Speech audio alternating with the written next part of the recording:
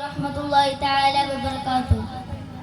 ബഹുമാനാദരം നിറഞ്ഞ ഉസ്താദുമാരെ, രക്ഷിതാക്കളെ, കൂട്ടുകാരെ, മറ്റു സദസ്യരെ, സാന്ത്വന സേവന പ്രവർത്തനങ്ങൾക്ക് വലിയ സ്ഥാനം നൽകിയ ഉത്തമ മതമാണ് ഇസ്ലാം.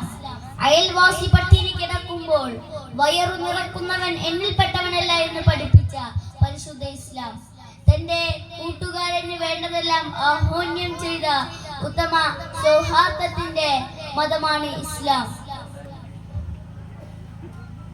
ജാതി മത വർണ്ണ ദേശ ഭാഷ വ്യത്യാസമില്ലാതെ സഹായിച്ച് സഹകരിച്ച് സാന്ത്വന സേവനം കാഴ്ചവെച്ചവരാണ് നമ്മുടെ കേരളക്കാർ. നമുക്ക് അഭിമാനിക്കാം. കർണാടകയിലെ ശിരൂരിൽ അപകടത്തിൽപ്പെട്ട പ്രിയപ്പെട്ട അർജുനു വേണ്ടി ആഴ്ചകളോളം തിരച്ചിൽ നടത്തുമ്പോൾ എല്ലാം മറന്ന് ഒന്നായി ചേർന്ന കാഴ്ചയാണ് കണ്ടത്.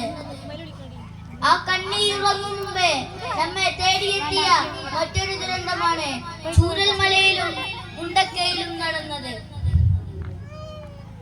അന്ന് രാത്രി സുഖമായി കിടന്നുറങ്ങിയ സഹോദരി സഹോദരന്മാർ പലവർക്കും ജീവഹാന്യം സംഭവിച്ചു.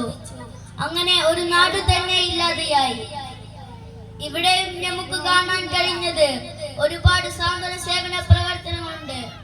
യാതൊരു പ്രതിഫലവും ആഗ്രഹിക്കാതെ SYSന്റെ സാന്ത്വന സേവന പ്രവർത്തനങ്ങൾ അതിലുണ്ട്.